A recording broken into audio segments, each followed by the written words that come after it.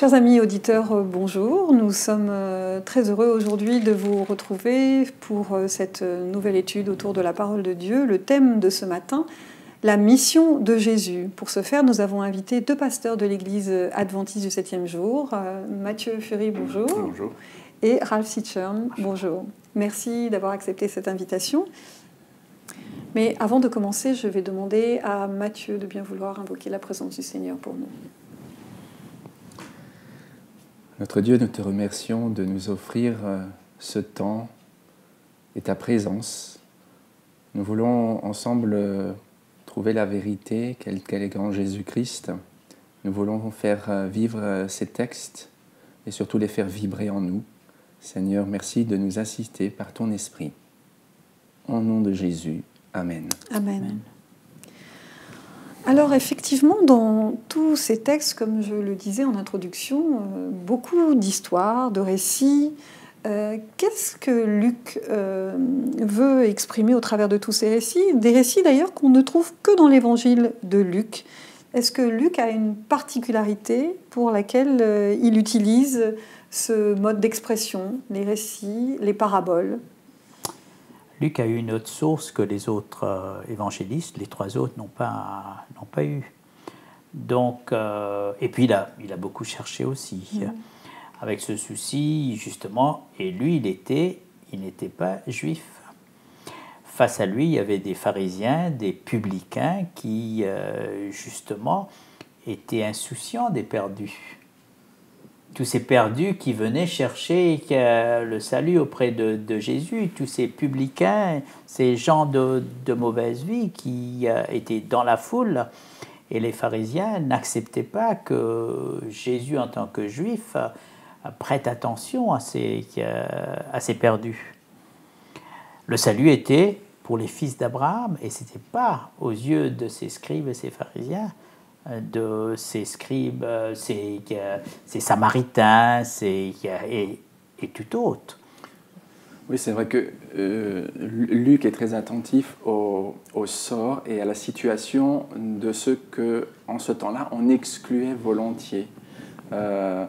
Et nous avons déjà eu l'occasion d'étudier la condition de la femme dans l'évangile de Luc et vu comment Luc la relève. Et la place à côté de l'homme, bien sûr, cela dans le mouvement même de la foi et de l'évangile.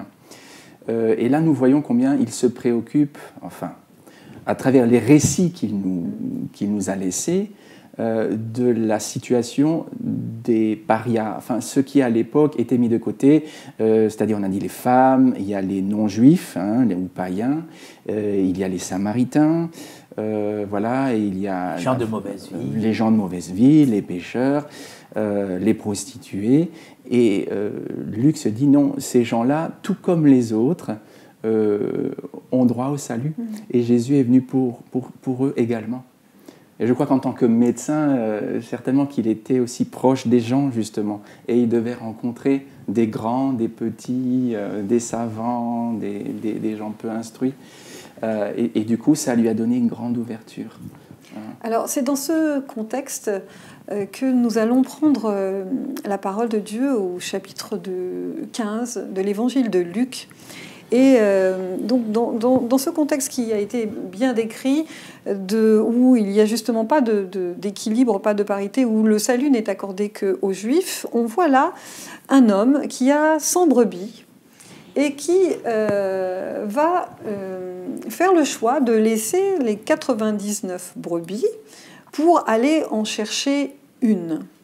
Et la question que je me suis posée en relisant ce texte, il dit donc au verset 4, « Lequel d'entre vous, s'il a 100 brebis et qu'il en perde une, ne laisse les 99 autres dans le désert pour aller à la recherche de celle qui est perdue jusqu'à ce qu'il la trouve. » Sans rentrer trop dans le détail, que veut dire le désert? Et est-ce que nous n'aurions pas pu penser, finalement, on a 99 brebis, il y en a une qui s'est perdue, tant pis pour celle qui s'est perdue. Là, non, cet homme va prendre le soin de laisser 99 brebis dans le désert pour aller en chercher une. Ici, nous voyons que Jésus Fils de Dieu, envoyé par Dieu pour sauver l'humanité, en somme, est malmené par ces scribes et ces pharisiens qui étaient là. Donc, Luc va sélectionner ces 3 paraboles relatées par Jésus. Le but, c'était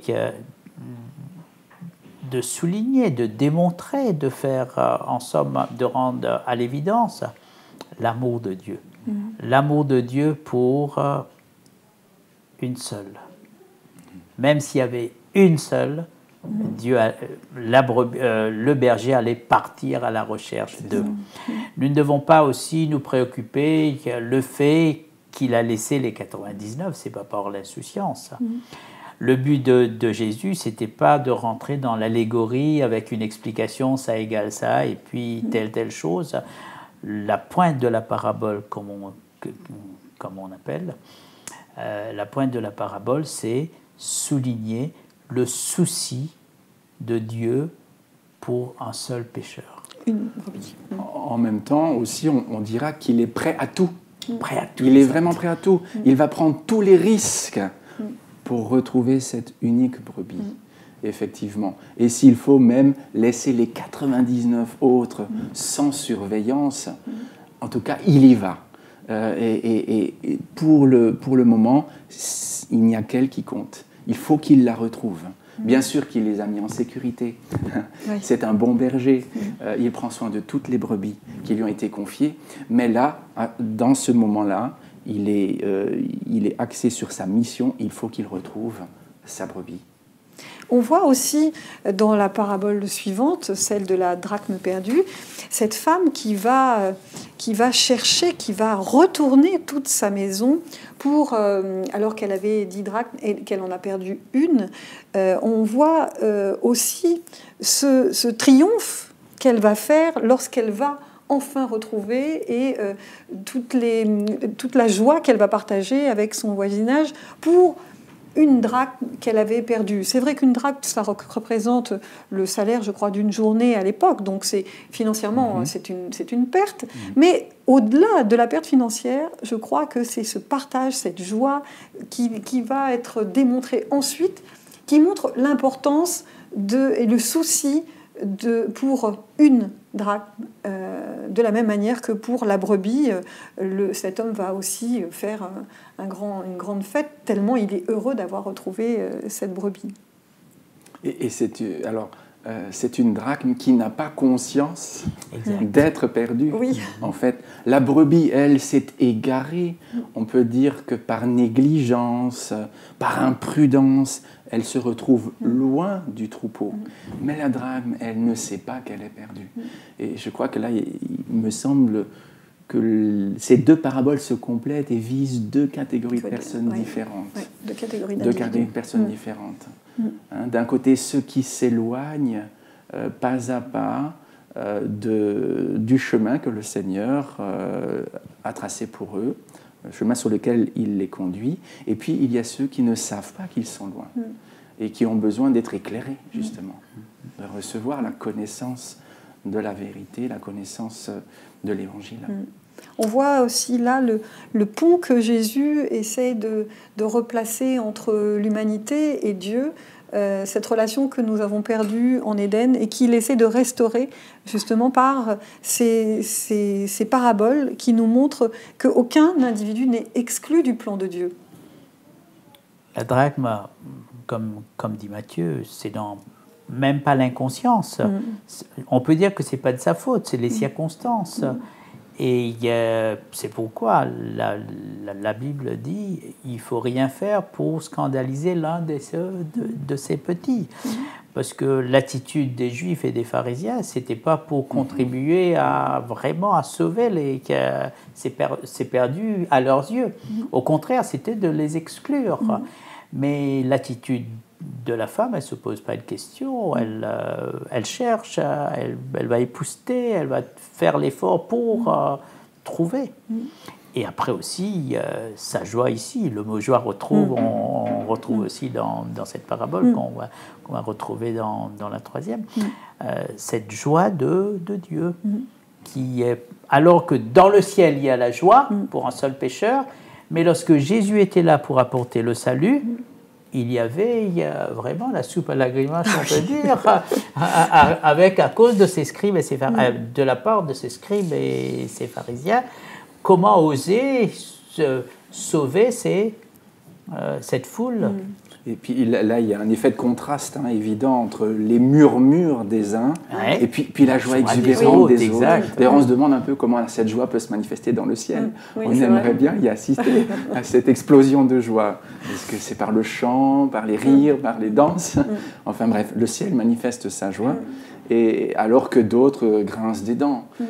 Et là, Jésus volontairement leur fait comprendre qu'ils ne sont pas sur la bonne longueur d'onde, et que leur cœur ne vibre pas avec le sien. Oui, exact. Et alors, pour poursuivre dans Luc 15, et en particulier dans cette parabole extrêmement connue, qui est la parabole du fils prodigue, tout le monde a entendu parler de cette parabole, cet homme qui a 2 fils.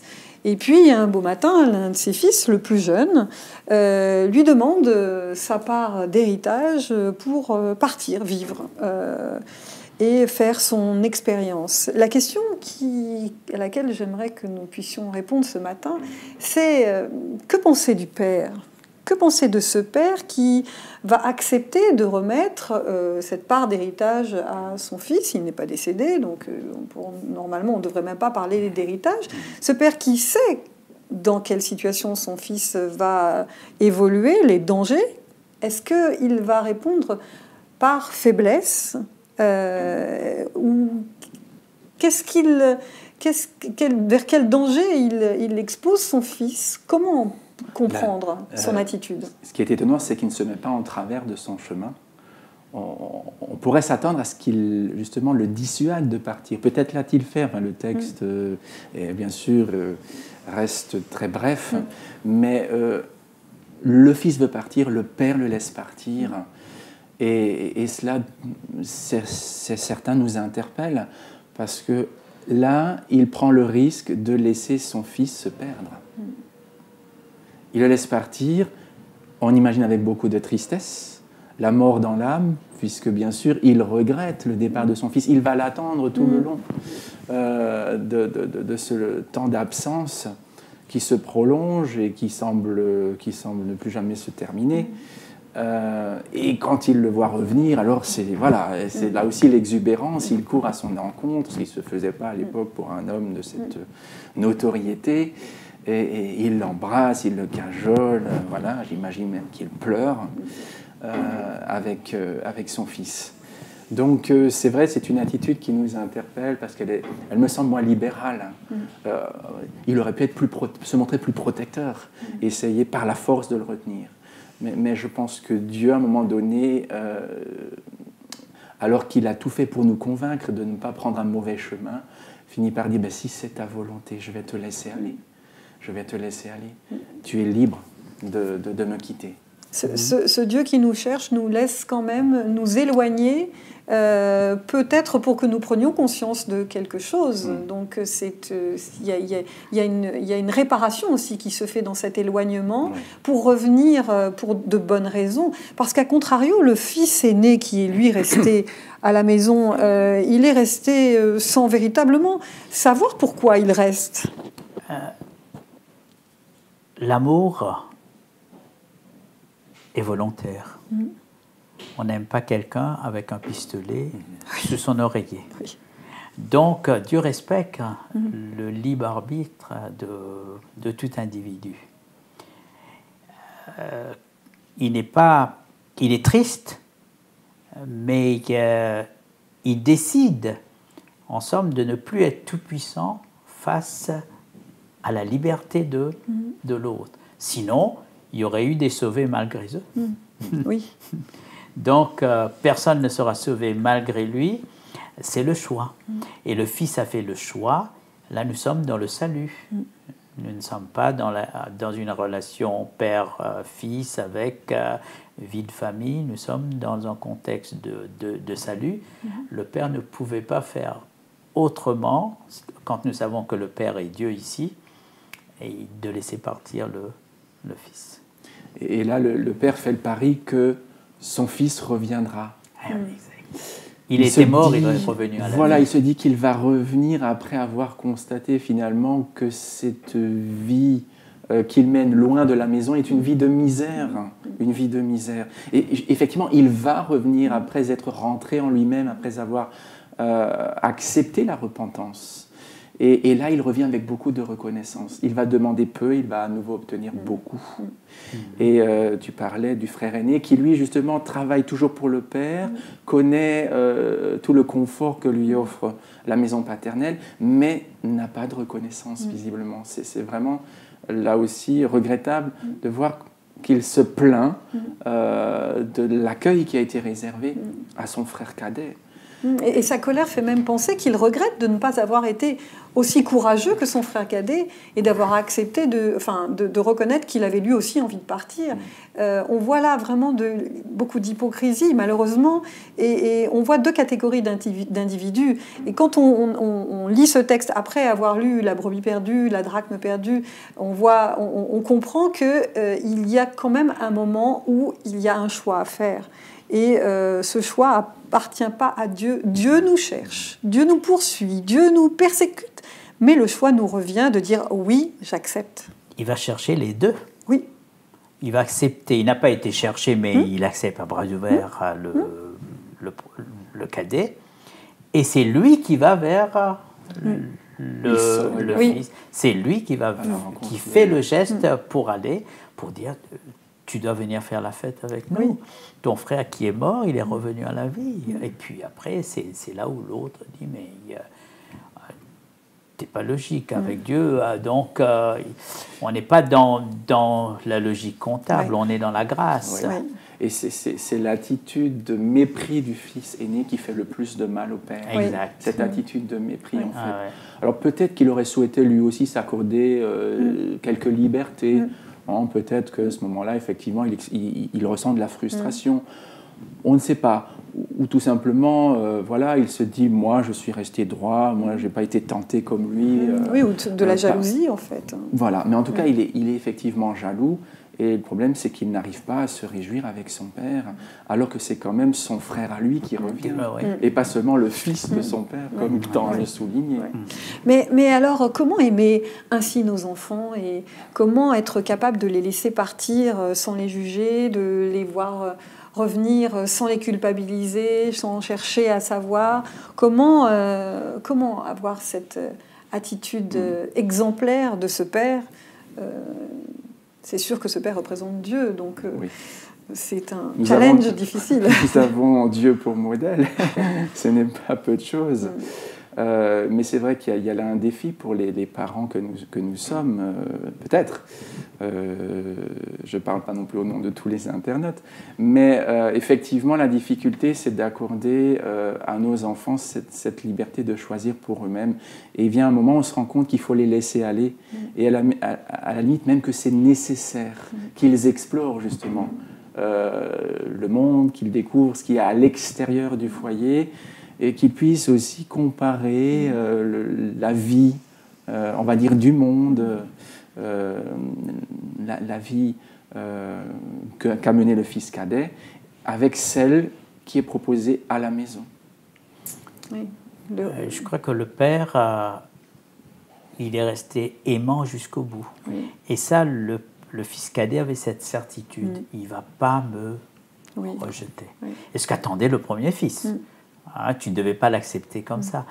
Et nous aussi, face à nos enfants, notre porte doit être toujours ouverte. Est-ce qu'on est capable justement de leur dire « je t'aime tel que tu es », quel que soit ton choix, quelle que soit la direction que tu prendras dans la vie, sache que chez moi, tu trouveras toujours une porte ouverte. Tu seras toujours le bienvenu à la maison.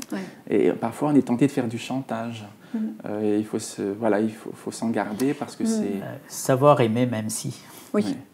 Être une gare où les trains peuvent aller et venir librement, mais qu'ils sachent qu'ils ont toujours un ancrage là et qu'ils peuvent retrouver leur foyer, l'amour. Ce n'est pas un père permissif ici. Non.